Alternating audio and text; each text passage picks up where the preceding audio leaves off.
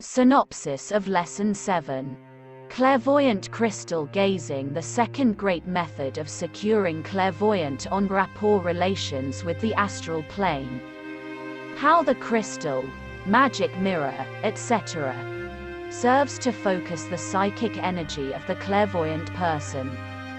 The crystal serves the purpose of a psychic microscope or telescope. How crystals tend to become polarized to the vibrations of their owner.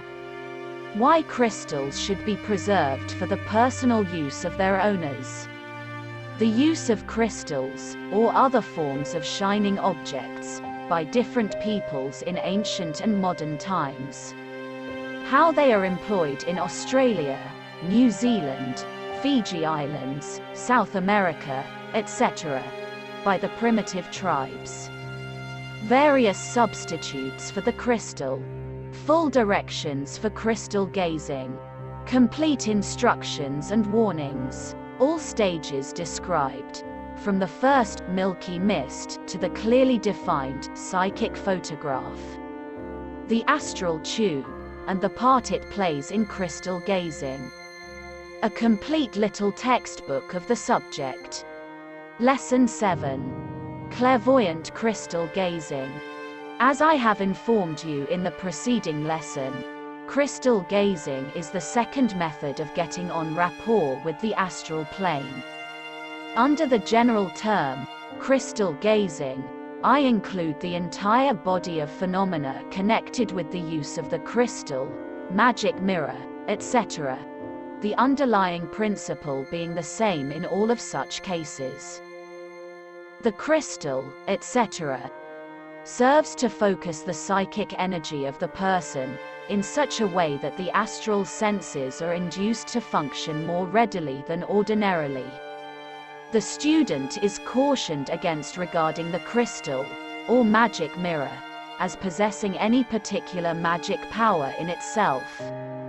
On the contrary, the crystal, or magic mirror serves merely as a physical instrument for astral vision, just as the telescope or microscope performs a similar office for physical vision. Some persons are superstitious regarding the crystal, and according to it some weird supernatural power, but the true occultist, understanding the laws of the phenomena arising from its use, does not fall into this error.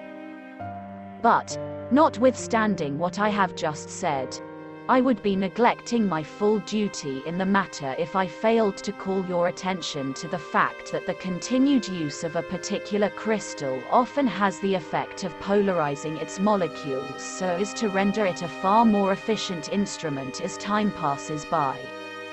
The longer the crystal is used by one person, the better it seems to serve the uses of that person.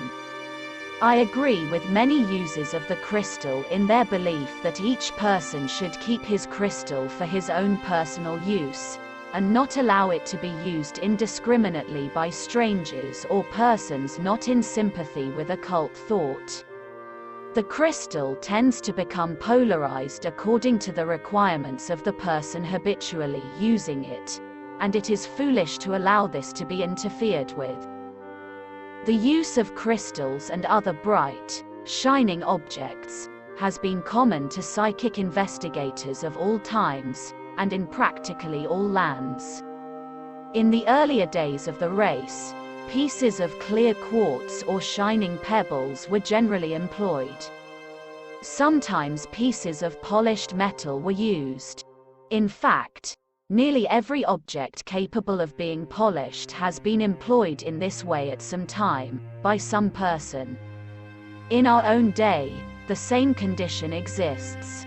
In Australia, the native soothsayers and magicians employ water and other shining objects, and, in some cases, even bright flame, sparks, or glowing embers.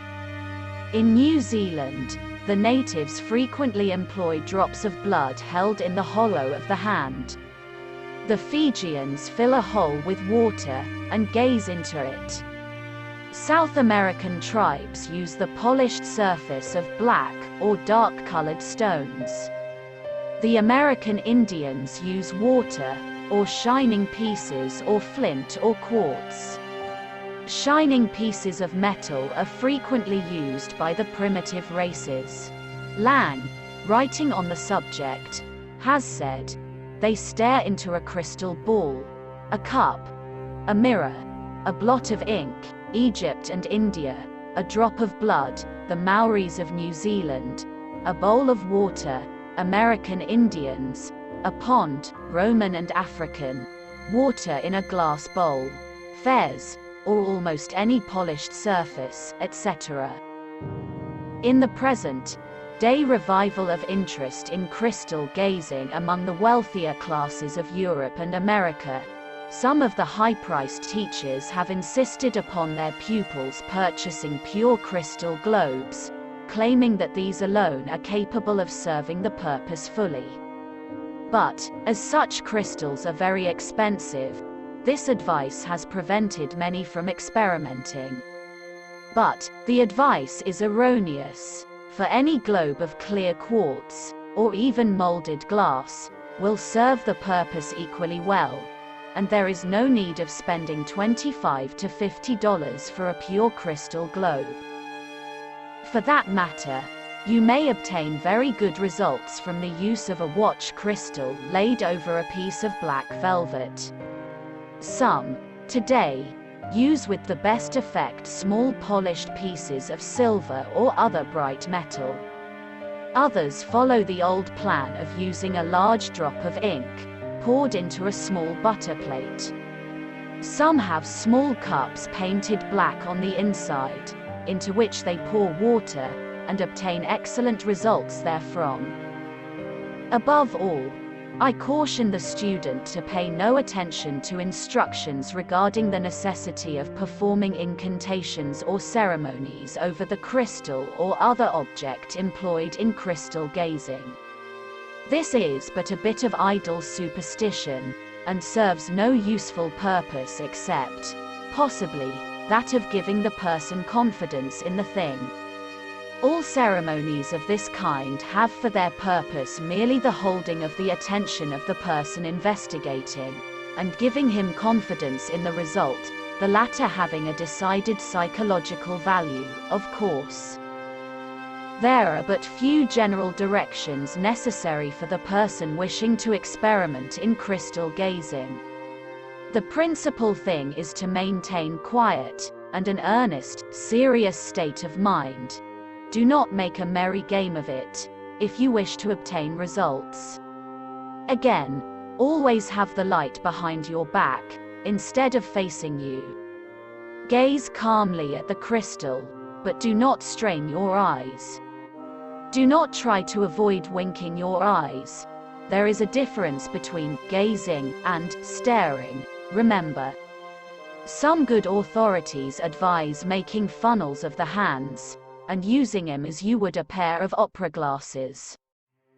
In many cases, a number of trials are required before you will be able to get good results. In others, at least some results are obtained at the first trial. It is a good plan to try to bring into vision something that you have already seen with the physical eyes, some familiar object.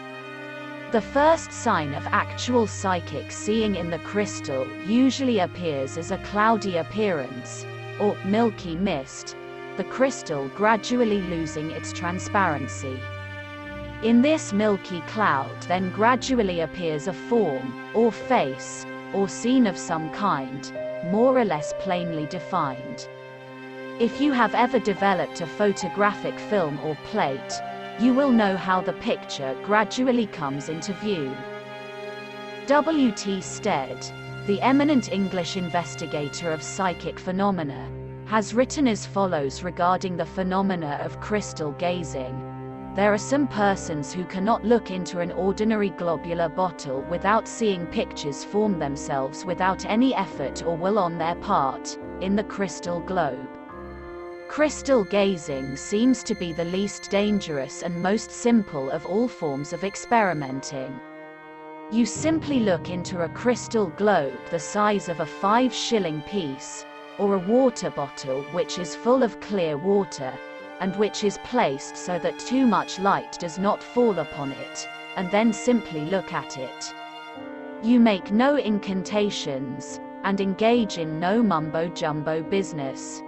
You simply look at it for 2 or 3 minutes, taking care not to tire yourself, winking as much as you please, but fixing your thought upon whatever you wish to see. Then, if you have the faculty, the glass will cloud over with a milky mist, and in the center the image is gradually precipitated in just the same way as a photograph forms on the sensitive plate. The same authority relates the following interesting experiment with the crystal.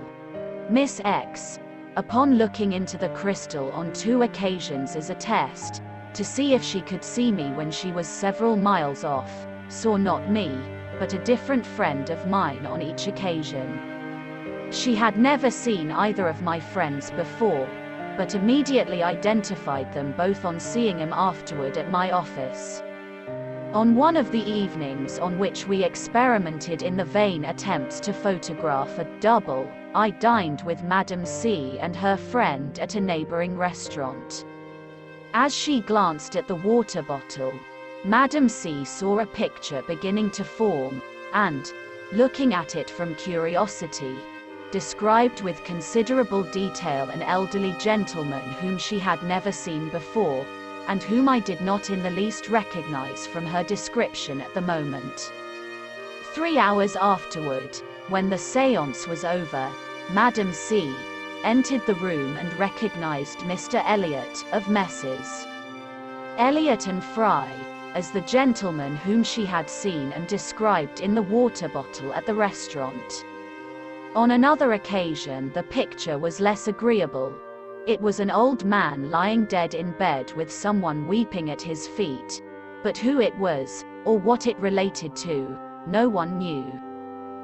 Andrew Lang, another prominent investigator of psychic phenomena, gives the following interesting experiment in crystal gazing. I had given a glass ball to a young lady, Miss Bailey, who had scarcely any success with it. She lent it to Miss Leslie, who saw a large, square, old-fashioned red sofa covered with muslin, which she afterward found in the next country house she visited. Miss Bailey's brother, a young athlete, laughed at these experiments, took the ball into his study, and came back looking gay gash. He admitted that he had seen a vision, somebody he knew, under a lamp. He said that he would discover during the week whether or not he had seen right. This was at 5:30 on a Sunday afternoon. On Tuesday, Mr. Bailey was at a dance in a town 40 miles from his home, and met a Miss Preston. On Sunday, he said, about 5:30, you were sitting under a standard lamp, in a dress I never saw you wear, a blue blouse with lace over the shoulders, pouring out tea for a man in blue serge, whose back was toward me, so that I only saw the tip of his moustache. Why, the blinds must have been up, said Miss Preston. I was at Dulby, said Mr. Bailey, and he undeniably was. Miss X, the well-known contributor to the English magazine, Borderland, several years ago, made a somewhat extended inquiry into the phenomena of crystal gazing. From her experiments, she made the following classification of the phenomena of crystal vision, which I herewith reproduce for your benefit. Her classification is as follows. 1. Images of something unconsciously observed. New reproductions, voluntary or spontaneous, and bringing no fresh knowledge to the mind. 2.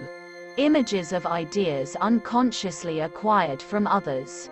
Some memory or imaginative effect, which does not come from the gazer's ordinary self. Revivals of memory. Illustrations of thought. 3. Images, clairvoyant or prophetic. Pictures giving information as to something past, present, or future, which the gazer has no other chance of knowing. As a matter of fact, each and every form or phase of clairvoyance possible under other methods of inducing clairvoyant vision is possible in crystal gazing. It is a mistake to consider crystal gazing as a separate and distinct form of psychic phenomena. Crystal gazing is merely one particular form or method of inducing psychic or clairvoyant vision. If you will keep this in mind, you will avoid many common errors and misunderstandings in the matter. In order to give you the benefit of as many points of view as possible, I shall now quote from an Old English writer on the subject of the use of the crystal. I do this realizing that sometimes a particular student will get more from one point of view than from another. Some particular phrasing will seem to reach his understanding, where others fail. The directions of the English authority are as follows. What is desired through the regular use of the translucent sphere is to cultivate a personal degree of clairvoyant power, so that visions of things or events, past, present, and future, may appear clearly to the interior vision, or eye of the soul. In the pursuit of this effort only, the crystal becomes at once both a beautiful, interesting and harmless channel of pleasure and instruction, shorn of dangers, and rendered conducive to mental development. To the attainment of this desirable end, attention is asked to the following practical directions, which, if carefully followed, will lead to success. 1. Select a quiet room where you will be entirely undisturbed, taking care that it is as far as possible free from mirrors, ornaments, pictures, glaring colors, and the like, which may otherwise distort the attention. The room should be of comfortable temperature, in accordance with the time of year, neither hot nor cold. About 60 to 65 Fahrenheit is suitable in most cases, though allowance can be made where necessary for natural differences in the temperaments of various persons. Thus thin, nervous, delicately organized individuals, and those of lymphatic and soft, easygoing, passive types, require a slightly warmer apartment than the more positive class who are known by their dark eyes, hair and complexion, combined with prominent joints. Should a fire, or any form of artificial light be necessary, it should be well screened off, so as to prevent the light rays from being reflected in, or in any manner directly reaching the crystal. The room should not be dark, but rather shadowed, or charged with a dull light, somewhat such as prevails on a cloudy or wet day. 2. The crystal should be placed on its stand on a table, or it may rest on a black velvet cushion, but in either case it should be partially surrounded by a black silk or similar wrap or screen, so adjusted as to cut off any undesirable reflection. Before beginning to experiment, remember that most frequently nothing will be seen on the first occasion, and possibly not for several sittings, though some sitters, if strongly gifted with psychic powers in a state of unconscious, and sometimes conscious degree of unfoldment, may be fortunate enough to obtain good results at the very first trial. If, therefore, nothing is perceived during the first few attempts, do not despair or become impatient, or imagine that you will never see anything. There is a royal road to crystal vision, but it is open only to the combined password of calmness, patience, and perseverance.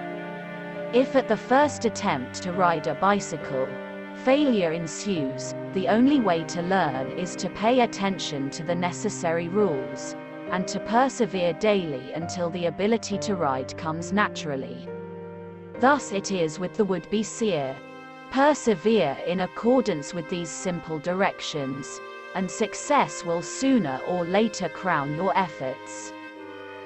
3. Commence by sitting comfortably with the eyes fixed upon the crystal, not by a fierce stare, but with a steady, calm gaze, for 10 minutes only, on the first occasion. In taking the time, it is best to hang your watch at a distance, where, while the face is clearly visible, the ticking is rendered inaudible. When the time is up, carefully put the crystal away in its case, and keep it in a dark place, under lock and key, allowing no one but yourself to handle it. At the second sitting, which should be at the same place, in the same position, and at the same time, you may increase the length of the effort to 15 minutes, and continue for this period during the next 5 or 6 sittings, after which the time may be gradually increased, but should in no case exceed 1 hour. The precise order of repetition is always to be followed until the experimenter has developed an almost automatic ability to readily obtain results, when it needs no longer to be adhered to. 4.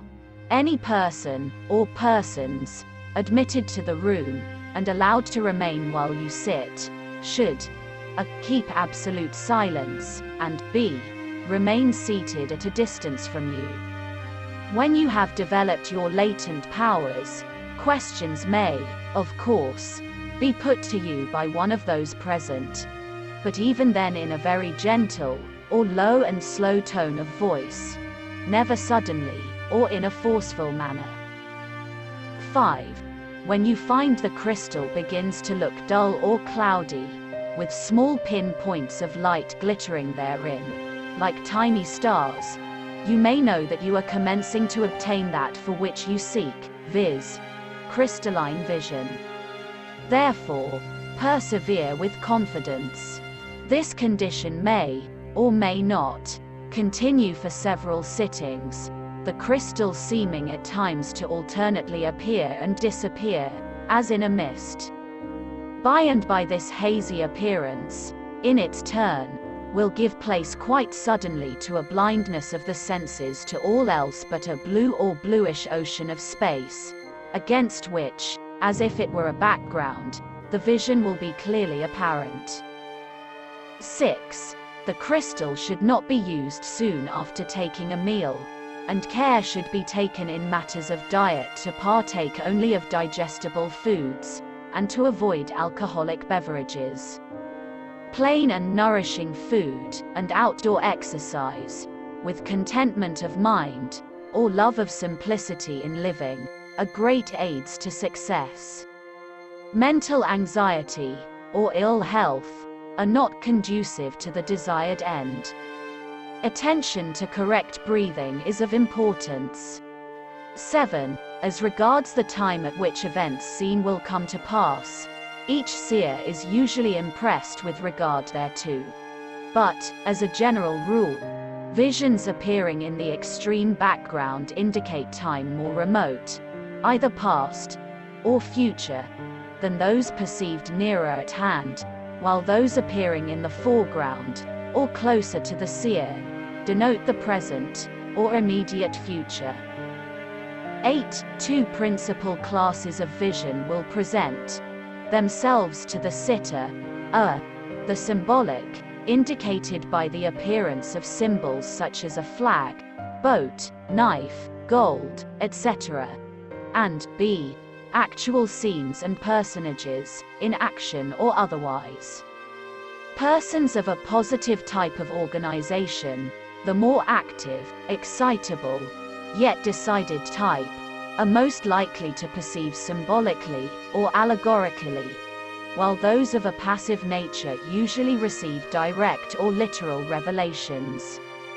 Both classes will find it necessary to carefully cultivate truthfulness, unselfishness, gratitude for what is shown, and absolute confidence in the love, wisdom, and guidance of God Himself. As the student proceeds with the study of these lessons, he will become acquainted with various details and methods concerned with the various phases of clairvoyance, which knowledge he may then combine with the above, the whole aiding him in the successful manifestation of the psychic phenomena of crystal gazing, which, as I have said, is merely one phase of clairvoyance and under the same general laws and rules of manifestation. Remember that present, past, and future clairvoyance all is possible to the highly developed crystal gazer.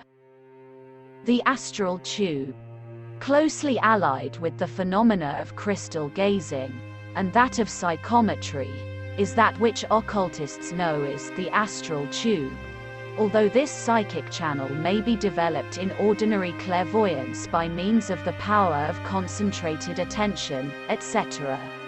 I shall not enter into a detailed or technical discussion of the astral tube at this place, but I wish to give you a general and comprehensive view of it and its workings. In case of the strong concentration of the mind, in cases of psychometry or crystal gazing, a channel or line of force is set up in the astral substance which composes the basis of the astral plane. This is like the wake of a ship made on the surface of the water through which the ship has passed. Or it is like a current of magnetic force in the ether. It is caused by a polarization of the particles composing the astral substance, which manifest in a current of intense vibrations in the astral substance, which thus serve as a ready channel for the transmission of psychic force or astral energy. The astral tube serves as a ready conductor of the vibrations, currents and waves of energy on the astral plane which carry to the astral senses of the person the perception of the things, objects and scenes far removed from him in space and time. How these things far removed in space and time are perceived by the astral seer is explained in subsequent lessons of this course. At this place we are concerned merely with the channel through which the currents of energy flow, and which has been called the astral tube. As a writer well says, through the astral tube the astral senses actually sense the sights, and often the sounds, being manifested at a distance, just as one may see distant sights through a telescope, or hear distant sounds through a telephone. The astral tube is used in a variety of forms of psychic phenomena. It is often used unconsciously, and springs into existence spontaneously, under the strong influence of a vivid emotion, desire or will. It is used by the trained psychometrist, without the use of any starting point, or focal center, simply by the use of his trained, developed and concentrated will. But its most familiar and common use is in connection with some object serving as a starting point or focal center. The starting point or focal center, above mentioned, is generally either what is known as the associated object, in the class of phenomena generally known as psychometry, or else a glass or crystal ball, or similar polished surface, in what is known as crystal gazing. Another authority tells his readers that astral sight, when it is cramped by being directed along what is practically a tube, is limited very much as physical sight would be under similar circumstances, though if possessed in perfection it will continue to show, even at that distance, the auras, and therefore all the emotions and most of the thoughts of the people under observation. But, it may be said, the mere fact that he is using astral sight ought to enable him to see things from all sides at once. And so it would, if he were using that sight in a normal way upon an object which was fairly near him, within his astral reach, as it were. But at a distance of hundreds or thousands of miles the case is very different. Astral sight gives us the advantage of an additional dimension, but there is still such a thing as position in that dimension, and it is naturally a potent factor in limiting the use of the powers on that plane. The limitations resemble those of a man using a telescope on the physical plane. The experimenter, for example, has a particular field of view which cannot be enlarged or altered. He is looking at his scene from a certain direction, and he cannot suddenly turn it all around and see how it looks from the other side. If he has sufficient psychic energy to spare, he may drop altogether the telescope he is using, and manufacture an entirely new one for himself which will approach his objective somewhat differently. But this is not a course at all likely to be adopted in practice. The student will find that, as we progress, many of these points which now seem complicated and obscure will gradually take on the aspect of simplicity and clearness. We must crawl before we can walk, in psychic research as well as in everything else.